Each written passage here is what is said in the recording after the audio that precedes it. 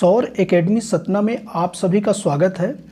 और आज की रिवीजन क्लास में हम विज्ञान के महत्वपूर्ण वस्तुनिष्ठ प्रश्नों पर चर्चा करेंगे। इसमें भौतिक, रसायन और जीव विज्ञान के प्रश्नों को शामिल किया गया है और ये सभी प्रश्न महत्वपूर्ण हैं जो आपकी परीक्षा में पूछे जाने की संभावना है, तो ध्यान से देखिएगा। और यदि चैनल पर नए हैं तो सब्सक्राइब कर लीजिए। चलिए आज की क्लास शुरू करते हैं। आज का जो पहला प्रश्न है, शल्य क्रिया में आर्थोप्लास्टी। शल्य क्रिया में आर्थोप्लास्टी क्या है? तो शल्य क्रिया में आर्थोप्लास्टी है कूल्हे के जोड़ के प्रतिस्थापन से संबंधित है। किससे संबंधित है? कूल्हे के जोड़ से प्रतिस्थापन से संबंधित है। इसका जो शाब्दिक अर्थ होता है जोड़ के निर्माण से, और आर्थोप्लास्टी का जो उद्देश्य होता है दर्द से छुटकारा दिलाना, चलने की क्षमता को ठीक करना, मांसपेशियों की शक्तियों को बढ़ाना। तो यहाँ पे जो आर्थोप्लास्टी क्या है? कूल्हे के जोड़ का प्रतिस्थापन। इसका राइट आंसर हो जाते हैं। खुले में कुछ देर रखा दूध खट्टा हो जाता है। तो खुले में कुछ देर रखा दूध लैक्टिक अम्ल के कारण खट्टा हो जाता है। इसमें अनेक अभिकारी जीवाणु दूध की शर्करा लैक्टोज को लैक्टिक अम्ल में परिवर्तित कर देते हैं और यही जो है दूध के खट्टेपन का कारण है। तो यहाँ पे राइट आंसर क्या हो जाएगा? लैक्टिक अम्ल। नेक्स्ट देखते हैं, निम्नलिखित में से प्रकाश ऊर्जा रासायनिक ऊर्जा में परिवर्तित होती है। तो प्रकाश संश्लेषण फोटोसिंथेसिस की जो प्रक्रिया होती है उसमें क्या होता है? प्रकाश ऊर्जा रासायनिक ऊर्जा में बदलती है। और इस प्रक्रिया में हरे पौधे जो होते हैं क्लोरोफिल द्वारा कार्बन डाइऑक्साइड और जल की उपस्थिति में अपने भोजन का निर्माण, ग्लूकोज का निर्माण करते हैं। तो यहाँ पे जो राइट आंसर हो जाएगा क्या? प्रकाश संश्लेषण। नेक्स्ट देखते हैं, बीसीजी वैक्सीन किस रोग में प्रयुक्त की जाती है? बीसीजी वैक्सीन किस रोग में प्रयुक्त की जाती है? तो बीसीजी वैक्सीन का प्रयोग जो है तपेदिक क्षय रोग या ट्यूबरकुलोसिस में प्रयुक्त किया जाता है। किसमें? क्षय रोग में प्रयुक्त किया जाता है। और यह जो होता है माइक्रोबैक्टीरियम ट्यूबरकुलोसिस नामक जीवाणु द्वारा जनित रोग है। और ये शरीर के किस तंत्र को प्रभावित करता है? तो ये फेफड़ों और श्वसन तंत्र को सर्वाधिक प्रभावित करता है। तो यहाँ पे जो राइट आंसर हो जाएगा क्षय रोग। नेक्स्ट देखते हैं, किस स्थान की आर्द्रता जानने के लिए निम्न में से किसका उपयोग किया जाता है? किसी स्थान की आर्द्रता जानने के लिए किसका उपयोग किया जाता है? तो हाइग्रोमीटर का उपयोग किया जाता है। किसका उपयोग किया जाता है? हाइग्रोमीटर। किसी स्थान की यदि आर्द्रता जानना है तो हाइग्रोमीटर का उपयोग किया जाता है। और इसमें पेरिस्कोप का उपयोग कहाँ पे किया जाता है? तो पेरिस्कोप का उपयोग समुद्र में छिपी वस्तुओं को देखने में किया जाता है। हाइड्रोमीटर का उपयोग कहाँ किया जाता है? तरल पदार्थों के सापेक्षिक घनत्व को मापने के लिए हाइड्रोमीटर का उपयोग किया जाता है।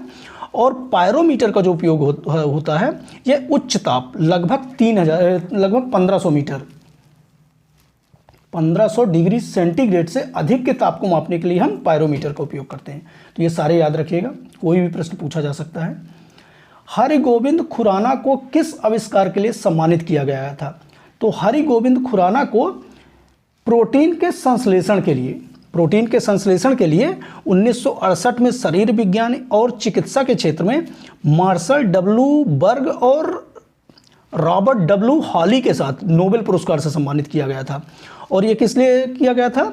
तो कोशिका के आनुवांशिक कोड को ले जाने वाले न्यूक्लिक अम्ल में उपस्थित न्यूक्लियाइड्स किस प्रकार कोशिका के प्रोटीन संश्लेषण को नियंत्रित करते हैं। तो यहाँ पे जो राइट आंसर हो जाएगा प्रोटीन के संश्लेषण के लिए नोबेल पुरस्कार दिया गया था। और इन्हें कब दिया गया था? 1968 में। याद रखिएगा, हरगोविंद खुराना। देखते हैं, अरब जगत में निर्मित होने वाला पहला नाभिकीय ऊर्जा संयंत्र कहाँ स्थापित किया गया है? तो अरब जगत में निर्मित होने वाला पहला नाभिकीय ऊर्जा संयंत्र संयुक्त अरब अमीरात में स्थापित किया गया है। कहाँ पे? संयुक्त अरब अमीरात में। कब? 2020 में। और इसका नाम क्या है? इस ऊर्जा संयंत्र का नाम बाराकाह परमाणु ऊर्जा संयंत्र है। इसका नाम भी याद रखिएगा, बाराकाह परमाणु ऊर्जा संयंत्र। करंट अफेयर से संबंधित क्वेश्चन है। नेक्स्ट देखते हैं, पारितंत्र में खाद्य श्रृंखलाओं के संदर्भ में निम्नलिखित में से किस प्रकार के जीव अपघटन जीव कहलाते हैं? तो पारितंत्र में खाद्य श्रृंखलाओं के संदर्भ में जीवाणु और फफूंद या कवक मुख्य अपघटन जीव कहलाते हैं। क्या कहलाते हैं? जीवाणु और फफूंद या कवक। तो यहाँ पे जो राइट आंसर हो जाएगा जीवाणु और कवक, बी और सी राइट आंसर हो जाएगा। और अपघटन जीव क्या कहलाते हैं? तो वे जीव होते हैं जो सभी मृत जीव, चाहे वनस्पति हो चाहे जंतु हो, उनके पार्थिव अवयवों को तोड़ देते हैं। और अपघटन की प्रक्रिया मृत्यु के बाद शुरू हो जाती है, जिसे सामान्य तौर पर हम सड़ने की अवस्था कहते हैं। तो यहाँ पे जो राइट आंसर हो जाएगा बी और सी। नेक्स्ट देखते हैं, विश्व की सबसे बड़ी प्रवाल भित्ति निम्नलिखित देशों में से किस एक के तट के निकट पाई जाती है? तो विश्व की जो सबसे बड़ी प्रवाल भित्ति है वो ऑस्ट्रेलिया के तट पर पाई जाती है। कहाँ पे? ऑस्ट्रेलिया के उत्तरी पूर्वी तट पर कोरल सागर में पाई जाती है। और इसकी लंबाई की बात करें तो 1900 किलोमीटर और चौड़ाई 160 किलोमीटर होता है। और इन प्रवाल भित्तियों का जो निर्माण हुआ है मूंगा और प्रवाल जीवों के अस्थिपंजरों के समेकन एवं संयोजन के द्वारा हुआ था। एक फैक्ट इसमें और याद रखिएगा, 1981 में 1981 में इसे विश्व धरोहर स्थल में भी शामिल किया गया है, तो इंपॉर्टेंट हो जाता है। तो देखते हैं, जैविक ऑक्सीजन मांग के संदर्भ में जल प्रदूषण से संबंधित स्थितियों पर विचार करना है। जैविक ऑक्सीजन मांग, सबसे पहले हम बीओडी को समझ लेते हैं। बीओडी क्या होता है? तो सूक्ष्म जीवों में उपापचयी क्रिया के लिए ऑक्सीजन की वह मांग जो सामान्य ताप पर जल के 1 लीटर भाग को 5 दिन में के सूक्ष्म जीवों की उपापचयी क्रियाओं के लिए आवश्यक होती हैं। ये क्या कहलाता है? बीओडी कहलाता है, बायोलॉजिकल ऑक्सीजन डिमांड। यहाँ पे ये राइट हो जाता है। नेक्स्ट देखते हैं, इसके तहत जल जितना अधिक प्रदूषित होगा, प्रदूषित पदार्थों के विघटन के लिए उसी अनुपात में कम ऑक्सीजन की मांग होगी। तो ये गलत हो जाता है, कम ऑक्सीजन की मांग नहीं होगी, उस जितना अधिक प्रदूषण होगा उतनी अधिक ऑक्सीजन की मांग होगी। तो यहाँ पे जो राइट आंसर गलत हो जाता है, बी गलत हो जाता है। बीओडी जल प्रदूषण के मानक निर्धारण का महत्वपूर्ण है। तो बीओडी जल प्रदूषण के मानक निर्धारण का महत्वपूर्ण है, तो ये भी सही हो जाता है। तो यहाँ पे कौन कौन से सही हो जाते हैं? ए और सी। ए और सी राइट आंसर है। नेक्स्ट देख लेते हैं, जलवायु परिवर्तन का कारण क्या है? जलवायु परिवर्तन के कौन कौन से कारण हो सकते हैं? तो जलवायु परिवर्तन 2 कारणों से हो सकता है, प्राकृतिक कारण और मानवीय कारण। प्राकृतिक कारण में क्या हो सकता है? जैसे ज्वालामुखी क्रियाएं होती हैं, सौर कलंक की घटना होती है, महाद्वीपीय विस्थापन इत्यादि की घटना होती हैं, वायुमंडल में गैसों के संयोजन में परिवर्तन होता है, तो इत्यादि ये सब सारी घटनाएं क्या होती हैं? प्राकृतिक परिवर्तन का कारण है। जी, जो मानवीय कारण कौन कौन से हो सकते हैं? जैसे वनों का विनाश, जीवाश्म ईंधनों का दहन, शहरीकरण एवं औद्योगिकरण, वर्तमान की जो प्रचलित कृषि पद्धति है जिनमें उर्वरक केमिकल वगैरह बहुत ज़्यादा यूज हो रहा है, तो ये सारे क्या हैं? जल परिवर्तन के मानवीय कारण हैं। तो यहाँ पे प्रदूषण, ग्रीन हाउस गैसें और ओजोन परत, ये तीनों ही कारण जो हैं जल परिवर्तन के कारण हैं। नेक्स्ट समझ लेते हैं, न्यूट्रॉन एक कण जो परमाणु के नाभिक अंश है की खोज किसने की थी? तो न्यूट्रॉन की खोज किसने की थी? ये जेम्स चैडविक ने की थी। किसने की थी? जेम्स चैडविक ने। कब की थी? 1932 में। 1932 में जेम्स चैडविक ने बेरिलियम पर अल्फा कणों के प्रहार से एक और अपरमाणु कण की खोज की, जिसे क्या कहा गया? न्यूट्रॉन कहा गया। और न्यूट्रॉन क्या होता है? विद्युत का उदासीन कण है। ये भी याद रखिए, न्यूट्रॉन विद्युत का उदासीन कण है, अर्थात इस पर आवेश नहीं होता है और इसका द्रव्यमान जो होता है प्रोटॉन की अपेक्षा अधिक होता है। तो यहाँ पे जो राइट आंसर क्या हो जाएगा? James Chadwick. नेक्स्ट देख लेते हैं, निम्नलिखित में से कौन सी जैव विविधता के संरक्षण के लिए महत्वपूर्ण रणनीति है? जैव विविधता के संरक्षण के लिए महत्वपूर्ण रणनीति कौन सी है? तो यहाँ पे देखें तो जैवमंडल रिजर्व, जैव विविधता के संरक्षण के लिए जो सबसे महत्वपूर्ण रणनीति है वो जैवमंडल रिजर्व है। जैवमंडल रिजर्व की स्थापना करना, और ये स्थानिक संरक्षण का हिस्सा होता है, इन सीटू का। और यदि हम देखें तो बायोस्फीयर रिजर्व की जो संकल्पना है वर्ष 1971 से शुरू की गई थी, यूनेस्को के 1971 से शुरू की गई थी, तो ये भी याद रखिए। नेक्स्ट देख लेते हैं, रुधिर के माध्यम से वृक्क में प्रवेश करता है। रुधिर किसके माध्यम से वृक्क में प्रवेश करता है? तो रुधिर वृक्क धमनी द्वारा वृक्क में प्रवेश करता है। किसके द्वारा? वृक्क धमनी द्वारा। वृक्क धमनी द्वारा रुधिर वृक्क में प्रवेश करता है, और इस धमनी द्वारा वृक्क में अशुद्ध रुधिर लाया जाता है, जिसमें मुख्यतः क्या होता है? नाइट्रोजन उत्सर्जी पदार्थ पाए जाते हैं, तो ये भी याद रखिए। और निस्सैदन के पश्चात वृक्क सिरा द्वारा शुद्ध रुधिर जो होता है वृक्क से बाहर निकल जाता है। तो यहाँ पे जो राइट आंसर हो जाएगा, वृक्क धमनी द्वारा रुधिर वृक्क में प्रवेश करता है। नेक्स्ट देख लेते हैं, लालिमा अभियान का मुख्य उद्देश्य क्या है? सबसे पहले समझ लेते हैं कि लालिमा अभियान क्या है। लालिमा अभियान की जो शुरुआत हुई थी, डेट याद रखिएगा, 1 नवंबर 2016। कब शुरुआत हुई थी? 1 नवंबर 2016 को। और इसका जो उद्देश्य था, बच्चों, बालिकाओं और महिलाओं में किसकी? एनीमिया से मुक्ति दिलाना, रक्ताल्पता था उससे मुक्ति दिलाना। तो यहाँ पे बालिकाओं की को एनीमिया से मुक्ति दिलाना, बच्चों को, महिलाओं को, ये तीनों ही सही हो जाते हैं। यहाँ पे राइट आंसर क्या हो जाएगा? उपरोक्त सभी। डेट याद रखिएगा, 1 नवंबर 2016 को लालिमा योजना की शुरुआत हुई थी। नेक्स्ट देख लेते हैं, मिशन इंद्रधनुष के तहत किन बीमारियों का टीकाकरण किया जाता है? मिशन इंद्रधनुष के तहत किन बीमारियों का टीकाकरण किया जाता है? तो मिशन इंद्रधनुष के तहत 7 प्रकार की बीमारियों का टीकाकरण किया जाता है। कौन कौन सी? क्षय रोग, डिप्थीरिया, काली खांसी। इसके अलावा कौन कौन से रोग आते हैं? टिटनेस, ये भी याद रखिए, टिटनेस, पोलियो, खसरा और हेपेटाइटिस बी। इन 7 बीमारियों का टीकाकरण किया जाता है। और इसकी शुरुआत कब हुई थी? डेट भी याद रखिएगा, 25 दिसंबर 2014 से मिशन इंद्रधनुष की शुरुआत हुई थी। तो यहाँ पे जो राइट आंसर हो जाएगा किन बीमारियों के? तो ये तीनों ही बीमारियों का, ये सभी हो जाएगा। 7 बीमारियों के नाम याद रखिएगा और डेट भी याद रखिएगा, महत्वपूर्ण क्वेश्चन है, पूछा जाएगा। नेक्स्ट देख लेते हैं, खाद्यान्नों के संरक्षण के लिए निम्नलिखित में से किसका प्रयोग किया जाता है? तो खाद्य पदार्थों के किण्वन, अम्लीकरण अथवा किसी अपघटन से बचाने के लिए खाद्य परिरक्षक का प्रयोग किया जाता है। और किसका प्रयोग किया जाता है? सोडियम बेंजोएट का। सोडियम बेंजोएट का प्रयोग किया जाता है। इसका जो फॉर्मूले की बात करें तो क्या होता है? NaC7H5O2। सोडियम बेंजोएट का खाद्यान्नों के संरक्षण हेतु हम प्रयोग करते हैं, सोडियम बेंजोएट। नेक्स्ट देख लेते हैं, कैंसर ट्यूमर के उपचार के लिए किस रेडियो समस्थानिक का प्रयोग किया जाता है? तो कैंसर ट्यूमर के उपयोग के लिए हम कोबाल्ट 60 के उत्सर्जन द्वारा अल्फा विकिरण होता है, जिसका उपयोग हम कहाँ करते हैं? कैंसर के इलाज में किया जाता है। और यह विकिरण जो होता है कैंसर कोशिकाओं को नष्ट कर देता है। तो यहाँ पे जो राइट आंसर हो जाएगा कोबाल्ट 60।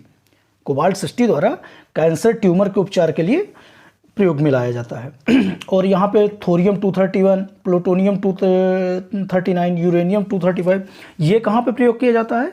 तो ये नाभिकीय ऊर्जा में, नाभिकीय संयंत्रों वगैरह में नाभिकीय ऊर्जा के रूप में इसको प्रयोग में लाते हैं। तो यहाँ पे जो राइट आंसर हो जाएगा कोबाल्ट 60। नेक्स्ट देख लेते हैं, निम्नलिखित में से किसका अधिकतम तापजनक मान होता है?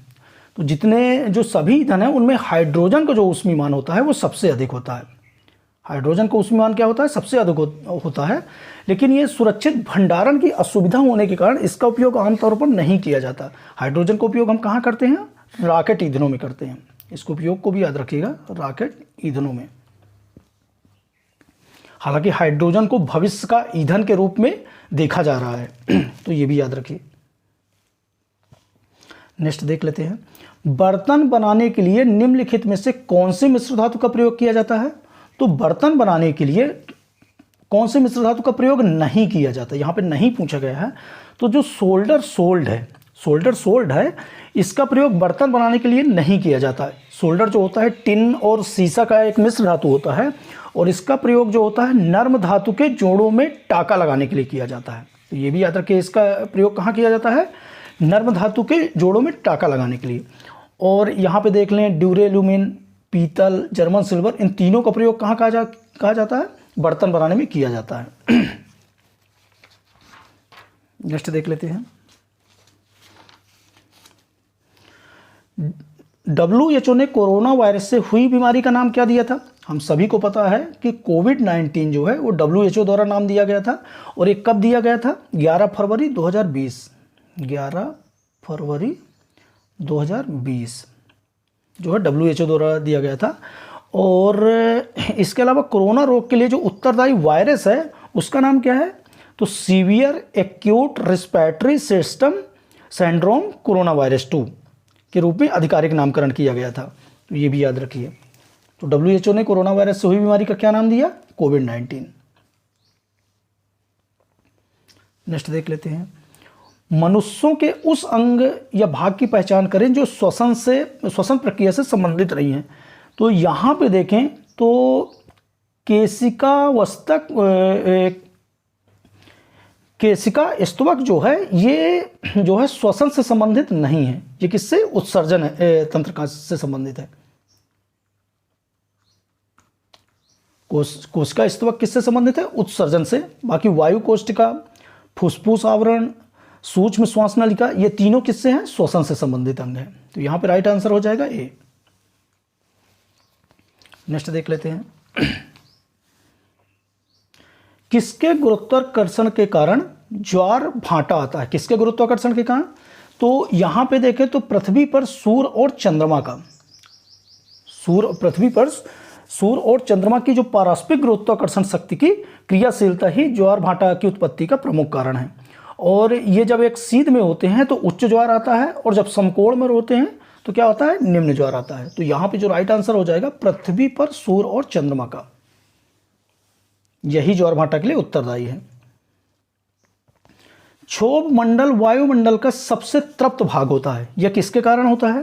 तो जो क्षोभ मंडल होता है यह पृथ्वी के संपर्क में रहने वाली जो वायुमंडल की सबसे निचली परत होती है, क्षोभ मंडल, वो गर्म परत होती है। और वायुमंडलीय जमीन के द्वारा जो परावर्तित सौर ऊर्जा के कारण गर्म होती है, जिससे क्या होता है, जमीन के निकट जो क्षोभ मंडल होता है ये भी सर्वाधिक गर्म होता है। तो ये किसके कारण, पृथ्वी के पृष्ठ के तृप्त होने के कारण, पृथ्वी का पृष्ठ गर्म होने के कारण ये क्षोभ मंडल जो उसकी सबसे निचली परत होती है ये भी गर्म रहती है, सबसे गर्म रहती है। तो यहाँ पे राइट आंसर होगा, क्या हो जाएगा, ए। नेक्स्ट देख लेते हैं, सीकम पाचन, सीकम जो है किसके पाचन के काम आता है। तो सीकम जो है सेलुलोज के पाचन के काम आता है, किसके पाचन के कारण, सेलुलोज के कारण। सेलुलोज का जो पाचन होता है वो सीकम में होता है। और सेलुलोज क्या होता है, ये एक जटिल कार्बोहाइड्रेट होता है। क्या होता है, एक जटिल कार्बोहाइड्रेट। तो याद रखिएगा सीकम सेलुलोज के पाचन के काम में आता है। नेक्स्ट देख लेते हैं, प्याज कंद की विशेष गंध किस कारण होती है। तो जो प्याज कंद होता है उसकी विशेष गंध सल्फर यौगिकों की उपस्थिति के कारण होती है। किसके कारण, सल्फर यौगिकों की उपस्थिति के कारण होती है। यह जो होता है प्रोटीन की संरचना में महत्वपूर्ण अमीनो अम्ल के घटक होते हैं, और इन पदार्थों के विघटन के समय सल्फर की गंध प्याज के कंद से निकलती है। तो यहां पे जो राइट आंसर हो जाएगा सल्फर यौगिक। नेक्स्ट देख लेते हैं, निम्नलिखित में से कौन एक नाइट्रोजन उर्वरक नहीं है। यहां पे देखें तो super phosphate of lime, super phosphate of lime क्या है, एक फास्फेरिक उर्वरक है। ये क्या, कौन सी उर्वरक है, फास्फेरिक उर्वरक है। बाकी ammonium sulphate, urea, calcium cyanide, ये क्या है, नाइट्रोजन के उर्वरक है। तो यहाँ पे आए नाइट्रोजन उर्वरक नहीं है पूछा गया है, तो सुपर फास्फेट ऑफ लाइम। और कौन सा उर्वरक है, तो ये फास्फेरिक उर्वरक है। नेक्स्ट देख लेते हैं, मानव शरीर का कौन सा अंग शरीर के ताप को नियंत्रित करता है। तो मानव शरीर का जो फेफड़ा होता है, लंग्स, वो मुख्य रेस्पिरेटरी ऑर्गन है जो शरीर के ताप को नियंत्रित करता है। तो यहां पे राइट आंसर क्या हो जाएगा, फेफड़ा। नेक्स्ट देख लेते हैं, कौन सा ध्रुवीय यौगिक नहीं है। ध्रुवीय यौगिक कौन सा नहीं है, तो यहां पे देखें तो कार्बन टेट्राक्लोराइड, CCl4 जो कार्बन टेट्राक्लोराइड होता है, ये ध्रुवीय यौगिक नहीं है। और क्यों नहीं है, क्योंकि इसमें दो समान प्रकार के परमाणु अर्थात समनाभिकी परमाणु से सहसंयोजक आबंध बनाते हैं, और इस प्रकार के यौगिक जो होते हैं वो क्या होते हैं, अध्रुवीय यौगिक होते हैं। तो कैल्शियम टेट्राक्लोराइड क्या है, ये अध्रुवीय यौगिक है। और HCl, H2 और HF ये क्या है, ध्रुवीय यौगिक है। यहाँ पे पूछा गया नहीं है, तो ये इसका राइट आंसर हो जाएगा ए। नेक्स्ट देख लेते हैं, निम्नलिखित में से कौन सा कथन सही नहीं है। कौन सा कथन सही नहीं है, तो यहाँ पे देखें, सभी क्षारीय मृदा धातु जल योजित लवण उत्पन्न करते हैं। तो ये राइट है, क्योंकि सभी जो क्षारीय मृदा धातु होती है जल योजित लवण उत्पन्न करते हैं। NaCl की मौजूदगी में प्लास्टर ऑफ पेरिस की दर में वृद्धि होती है, तो ये भी सही हो जाता है। बेरियम और स्ट्रासियस प्रकृति में मुक्त अवस्था में पाए जाते हैं, ये गलत हो जाता है, क्योंकि बेरियम और स्ट्रासियस जो होते हैं ये प्रकृति में मुक्त अवस्था में नहीं पाए जाते हैं। ये आवर्त सारणी के द्वितीय समूह में आते हैं, और इस समूह के तत्व बहुत ही क्रियाशील होते हैं, इसलिए प्रकृति में मुक्त अवस्था में नहीं पाए जाते हैं ये, क्योंकि क्रिया करके किसी न किसी रूप में यौगिक बना लेते हैं। तो इसका जो राइट आंसर पूछा गया है कथन सही नहीं है, तो सी हो जाएगा। बाकी सीमेंट में जिप्सम का योग उसकी स्थापना दर को बंद करने के लिए किया जाता है, तो ये राइट आंसर हो जाता है। तो यहाँ पे नहीं पूछा गया है, तो सी राइट आंसर हो जाएगा। नेक्स्ट देख लेते हैं, निम्न में से किसको लाल रक्त कोशिकाओं की कब्रगाह बोला जाता है? तो लाल रुधिर कोशिकाओं की जो कब्रगाह बोला जाता है वो तिल्ली प्लीहा को बोला जाता है। किसको? तिल्ली, इसको प्लीहा भी बोला जाता है, तिल्ली प्लीहा को बोला जाता है। और एक स्वस्थ मनुष्य में कणिकाएं लगभग जो होती हैं 50 से 50 लाख प्रति घन तक होती हैं, और एक वयस्क अवस्था में लाल रुधिर कणिकाएं जो होती हैं लाल अस्थि मज्जा में बनती हैं। तो यदि ये पूछा जाए कि लाल रक्त कोशिकाएं कहाँ बनती हैं, तो ये कहाँ बनती हैं? अस्थि मज्जा में बनती हैं। और यहाँ पे पूछा गया है कि कब्रगाह कौन सी है, तो तिल्ली प्लीहा। नेक्स्ट देख लेते हैं, सर्वाधिक जैव विविधता पाई जाती है। तो सर्वाधिक जैव विविधता कहाँ पाई जाती है? ये पाई जाती है शांत घाटी में। जो सर्वाधिक जैव विविधता पाई जाती है ये शांत घाटी में पाई जाती है, और शांत घाटी जो है दक्षिण भारत के केरल राज्य में स्थित है। यह केरल के पाल कक्काड़ जिले में स्थित है। और यदि हम इसके एक फैक्ट और देखें तो ये नीलगिरी पर्वत श्रृंखला में स्थित है। और यहाँ पे फूलों की घाटी, ये फूलों की घाटी कहाँ पे है? तो फूलों की घाटी उत्तराखंड में है। फूलों की घाटी कहाँ है? उत्तराखंड में। कश्मीर घाटी सबको पता है कश्मीर में है। सुरमा की घाटी कहाँ है? ये आसाम में है। ये सारे फैक्ट याद रखिए, कोई भी फैक्ट पूछा जा सकता है। और यहाँ पे जैव विविधता के विषय में पूछा गया है, तो सर्वाधिक कहाँ होती है? शांत घाटी में। नेक्स्ट देख लेते हैं, डार्विन द्वारा प्रस्तुत प्राकृतिक वर्णवाद निम्न में से किस पर आधारित है? डार्विन द्वारा जो प्रस्तुत प्राकृतिक वर्णवाद है ये survival of the fittest, Oval production, struggle for existence and variances, ये तीनों में ही किस पर? ये तीनों पर ही आधारित है। जो डार्विन द्वारा प्रस्तुत प्राकृतिक वर्णवाद है ये तीनों में ही आधारित है। तो इसका राइट आंसर हो जाएगा उपरोक्त सभी। और इस सिद्धांत का प्रतिपादन कब किया था? 1831 में। डार्विनवाद जो सिद्धांत का प्रतिपादन किया था वो चार्ल्स डार्विन ने किया था और 1831 में किया था। और इसमें उन्होंने बताया था कि जैव विकास का सर्वाधिक प्रसिद्ध सिद्धांत इसे माना जाता है। और इस सिद्धांत के अनुसार सभी जीवों में संतानोत्पत्ति की प्रचुर क्षमता पाई जाती है, अतः अधिक आबादी के कारण जीवों की अपनी आवश्यकताओं की पूर्ति हेतु तो एक दूसरे से संघर्ष करना पड़ता है। तो यही है डार्विन का प्राकृतिक वर्णवाद सिद्धांत, और ये तीनों पर आधारित है। नेक्स्ट देख लेते हैं, आंतरिक यात्री निर्वात में सीधे खड़े नहीं रह सकते। क्यों नहीं खड़े रह सकते? आंतरिक यात्री निर्वात में सीधे खड़े नहीं रह सकते क्योंकि यहाँ पे गुरुत्व नहीं होता। क्या कारण है? क्योंकि यहाँ पे क्या होता है? गुरुत्व नहीं होता है। तो यहाँ पे जो राइट आंसर हो जाएगा बी। नेक्स्ट देख लेते हैं, निम्न युग्मों में से कौन सा कण प्रतिकण युग्म है? यहाँ पे देखें तो जो इलेक्ट्रॉन और पॉजिट्रॉन है ये क्या है? एक कण प्रतिकण युग्म है। तो यहाँ पे जो राइट आंसर हो जाएगा इलेक्ट्रॉन और पॉजिट्रॉन। इलेक्ट्रॉन के विषय में देख लेते हैं, इलेक्ट्रॉन की खोज किसने की थी? तो जे थॉमसन ने की थी। नाम याद रखिएगा, इलेक्ट्रॉन की खोज किसने की थी? जे थॉमसन ने। कब की थी? 1897 में। यदि प्रोटॉन की बात करें तो प्रोटॉन की खोज किसने की थी? रदरफोर्ड ने। प्रोटॉन की खोज किसने की थी? रदरफोर्ड ने 1919 में। न्यूट्रॉन की खोज किसने की थी? चैडविक ने। न्यूट्रॉन की खोज किसने की थी? चैडविक ने। उसके अलावा न्यूट्रिनो की खोज किसने की थी? तो ये पाउली ने की थी न्यूट्रिनो की खोज। और फोटॉन जो होता है वो ऊर्जा के बंडल होते हैं जो प्रकाश की चाल में चलते हैं। ये भी याद रखिए, फोटॉन क्या होता है?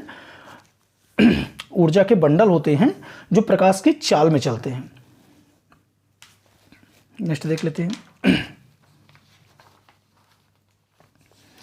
निम्नलिखित में से कौन सा तंत्रिका फाइबर से बना होता है? निम्नलिखित में से कौन सा तंत्रिका फाइबर से बना होता है जो प्रतिबिंब क्रियाओं में मध्यस्थता करता है और जो मस्तिष्क को आवेगों का आदान प्रदान करता है? तो वो कौन सा होता है?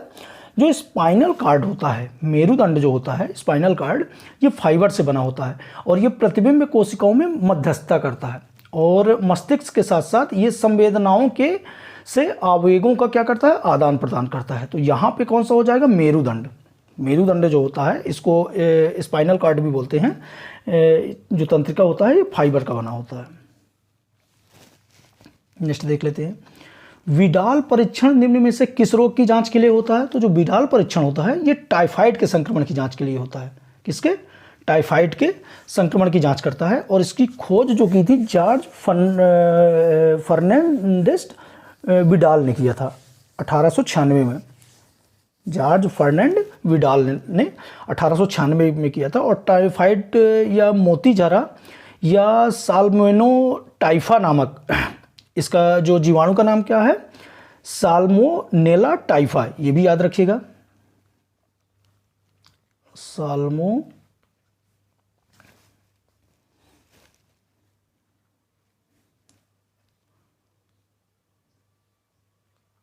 साल्मोनेला टाइफी, ये भी याद रखिएगा।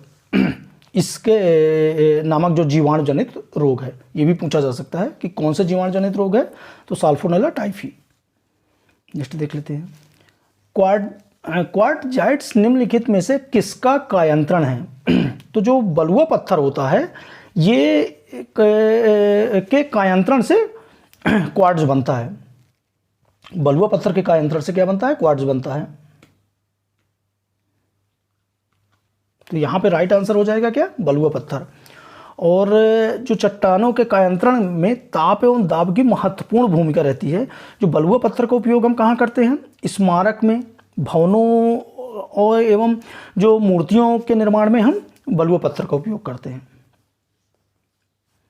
नेक्स्ट देख लेते हैं, नाभिक के अलावा कोशिका के किस कोशिकांग में डीएनए होता है। नाभिक के अलावा कोशिका के किस कोशिकांग में डीएनए होता है। तो नाभिक के अलावा कोशिका के माइक्रोकांड्रिया में, कहाँ पे, माइक्रोकांड्रिया में जो होते हैं डीएनए होते हैं।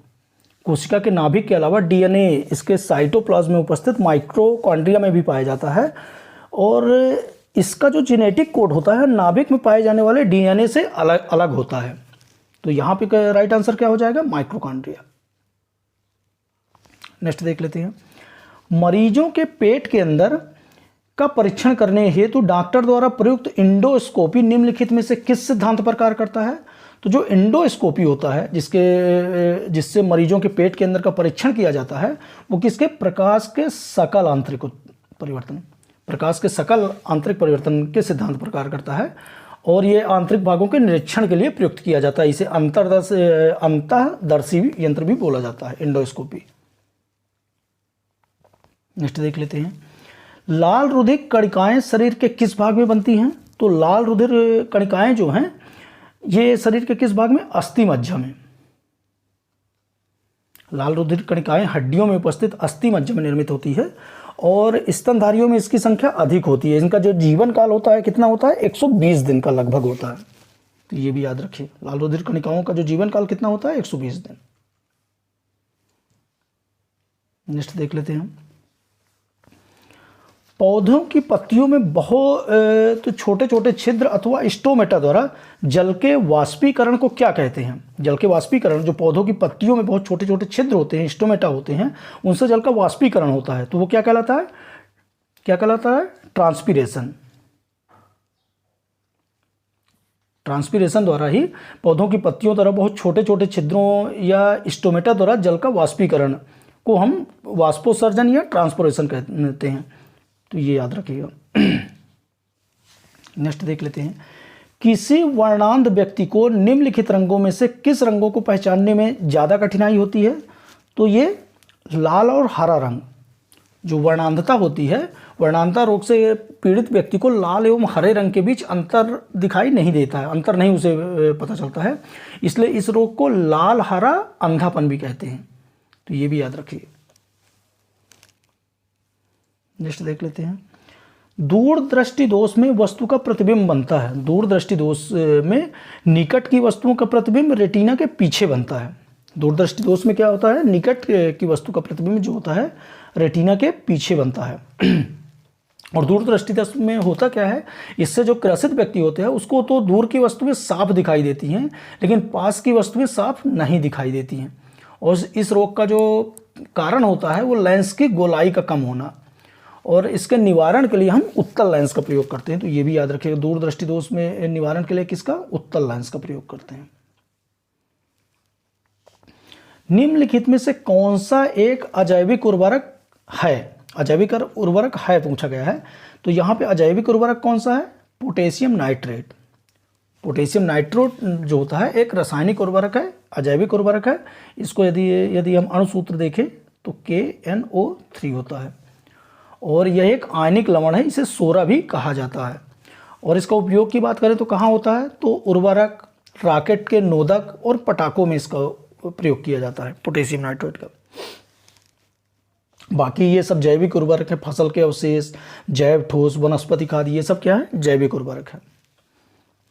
नेक्स्ट देख लेते हैं, किस स्तर के डेसिबल से अधिक ध्वनि जो होता है हानिकारक ध्वनि कहलाती है। तो जो 80 डेसिबल का शोर होता है ये हानिकारक ध्वनि कहलाता है। कितना, 80 डेसिबल का शोर। उसके अलावा यदि 90 डेसिबल का शोर बर्दाश्त करने की अधिकतम सीमा होती है, और यदि इतने शोर में प्रतिदिन 10 घंटे रहा जाए तो व्यक्ति बहरा हो जाएगा, 90 डेसिबल। और यदि 100 डेसिबल की बात करें तो ये शोर जो होता है वो बहुत ज़्यादा प्रबल होता है, यंत्र कारखानों उद्योग धंधों में ये इतना शोर होता है 100 डेसिबल का। यहाँ पे जो पूछा गया है ध्वनि, हानिकारक ध्वनि प्रदूषक, तो ये 80 डेसिबल। नेक्स्ट देख लेते हैं, तरल पदार्थ की तुलना से ठोस पदार्थों के परमाणुओं का व्यवस्थापन किस प्रकार होता है। तो तरल पदार्थ की तुलना में ठोस पदार्थों में उसके जो अवयवी कण होते हैं बहुत बारीकी या सघन होते हैं, बहुत बारीकी और सघन होते हैं, और आपस में मजबूत अंतर आणविक आकर्षण बल के कारण ये क्या होते हैं, एक दूसरे से जुड़े होते हैं। और यही कारण है कि जो इनके अवयवी कण होते हैं वो गति नहीं करते हैं। तो यहाँ पे जो राइट आंसर हो जाएगा, बहुत बारीकी से बंधे होते हैं।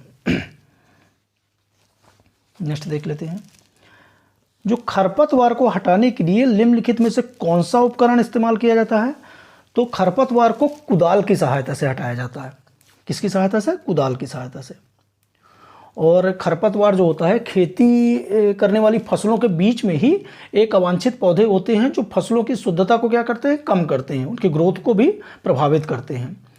और यदि यहाँ पे हल देखें तो ये भी एक कृषि यंत्र है जिसके द्वारा ज़मीन की जुताई की जाती है। कल्टीवेटर क्या होता है, खेत में मिट्टी के ढेलों को तोड़ने में इसका उपयोग किया जाता है। तो ये भी याद रखिए। नेक्स्ट देख लेते हैं, विज्ञान अन्वेषण दिवस कब मनाया जाता है। तो विज्ञान अन्वेषण दिवस प्रतिवर्ष 20 जुलाई को मनाया जाता है। कब मनाया जाता है, 20 जुलाई को, डेट याद रखिएगा। और इसको क्यों मनाया जाता है, तो वर्ष 1969 में 1969 में इसी दिन पहली बार नील आर्मस्ट्रांग और एडविन एल्ड्रिन चंद्रमा की सतह पर उतरने वाले पहले व्यक्ति बने थे। और उनकी उस उपलब्धि को यूएसए ने उस समय के जो तत्कालिक राष्ट्रपति थे डोनाल्ड रीगन द्वारा 1984 से इस दिवस को मनाने की घोषणा की गई थी। और तब से यह प्रतिवर्ष विज्ञान अन्वेषण दिवस कब मनाया जाता है, 20 जुलाई को प्रतिवर्ष मनाया जाता है। इसे चंद्रमा दिवस भी बोला जाता है। विज्ञान अन्वेषण दिवस को क्या बोला जाता है, चंद्रमा दिवस भी बोला जाता है। ये भी याद रखिएगा कि चंद्रमा दिवस कब मनाया जाता है, तो ये भी 20 जुलाई को मनाया जाता है। डेट याद रखिएगा। नेक्स्ट देख लेते हैं, निम्नलिखित में से किस यौगिकों को गैमेक्सिन कहा जाता है। निम्नलिखित में से किस यौगिक को, तो गैमेक्सिन जो कहा जाता है वो बेंजीन हेक्साक्लोराइड को कहा जाता है। किसको कहा जाता है, बेंजीन हेक्साक्लोराइड। इसके फार्मूले की बात करें तो C6H6Cl6 होता है, और बेंजीन और क्लोरीन की अभिक्रिया से बनता है। और इसका उपयोग जो होता है सफ़ेद चींटी, लीपर हुप, टर्माइटर आदि को नष्ट करने में, उनका विनाश करने में इसका उपयोग किया जाता है। तो इस तरह से हमने विज्ञान के महत्वपूर्ण 50 प्रश्नों पर चर्चा किया है। बहुत महत्वपूर्ण प्रश्न है और ये आपकी परीक्षा में पूछे जाने वाले प्रश्न हैं। चैनल पर नए हैं तो चैनल को सब्सक्राइब कर लीजिए और ज़्यादा से ज़्यादा लोगों तक शेयर कीजिए ताकि इसकी लिंक और लोगों को भी मिल पाए। और इसी तरह की हम रिवीजन क्लास आगे भी लाते रहेंगे। बहुत महत्वपूर्ण रिवीजन क्लासेस है और इससे पहले भी बहुत सारी रिवीजन क्लास आ चुकी हैं। यदि नहीं देखें तो उनको भी देख लीजिए। मिलते हैं नेक्स्ट वीडियो में। धन्यवाद।